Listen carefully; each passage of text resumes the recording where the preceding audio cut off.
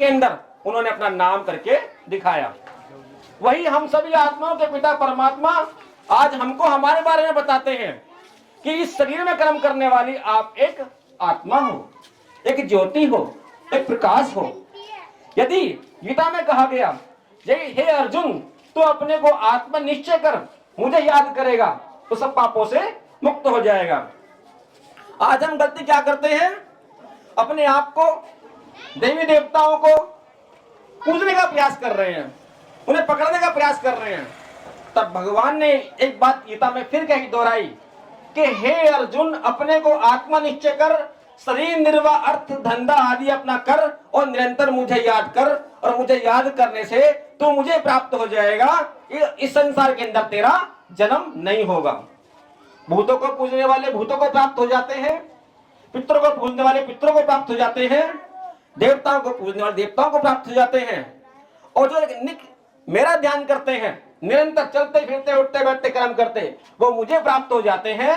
और उन लोगों का, उन आत्माओं का इस संसार के अंदर जन्म नहीं होता, अर्थात वो सब बुराइयों से छूट जाते हैं और वो मुझे प्राप्त होने के बाद में एक नई दुनिया के अंदर जन्म लेते हैं। और वो नई दुनिया कौन सी होती है? सतयुग, त्रेता, द्वापर, कलयुग के अंदर जब परमात्मा धरती पर अवतरण लेते हैं, आकर के सद्धर्म की स्थापना करते हैं। उस धर्म का नाम होता है आदि सनातन देवी देवता धर्म। उस धर्म के अंदर आत्मा को जन्म मिलता है।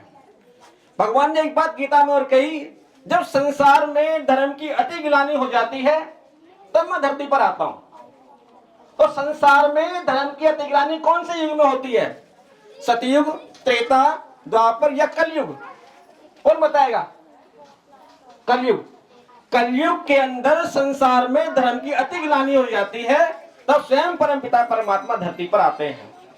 अब कलयुग की निशानी क्या है? कलयुग की निशानी कौन बताएगा? कलयुग की 5 निशानियां बताई हैं। गाय भिष्टा खाएगी, अर्थात जिसे हम गौ माता कहते हैं, जगह जगह वो झूठा खाएगी। झूठी पतले डाल देते हैं ना शादी ब्याह में, तो गाय उसे खाती है। गाय भिष्टा खाएगी, अन्न पुड़ियों में बिकेगा।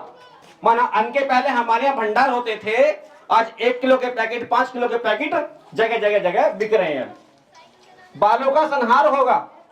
आज भाइयों को तब आज छेड़ो, माताओं बहनों के बाल चलते कटे हुए, बॉय कट, तो बालों का संहार होगा। तीसरी निशानी।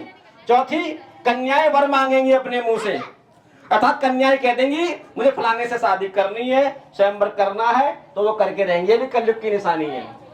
और लास्ट में कहा, रामचंद्र कह गए सिया से, ऐसा कलयुग आएगा, हल चुएगा दाना दाना, कौवा मोती खाएगा। अर्थात हम आप जो मेहनत मजदूरी करने वाले लोग हैं, हमारे हाथ में दाना लगेगा, और जो अपराधी जैसे लोग हैं वो छीन के खाएंगे और वो मौज मस्ती में रहेंगे। जब ये निशानियां चरम सीमा पे होंगी, तब मैं धरती पे अवतरण लेकर के सब धर्म की स्थापना करूंगा और पुरानी का परिवर्तन करूंगा। तो यही वो समय चल रहा है कलयुग के लास्ट का।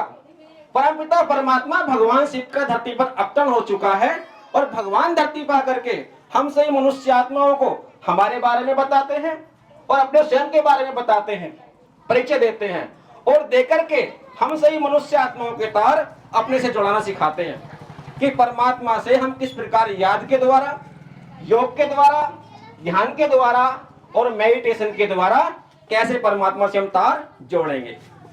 जब हम परमात्मा से तार जोड़ना शुरू कर देते हैं, आपको लगेगा कि ये बहुत बड़ी चीज है, लेकिन नहीं। परमात्मा हमारे पास है, हमारे निकट है, लेकिन अज्ञानतावश हमने उनसे दूरी बना रखी है। भगवान हमारे निकट हैं। जब परमात्मा से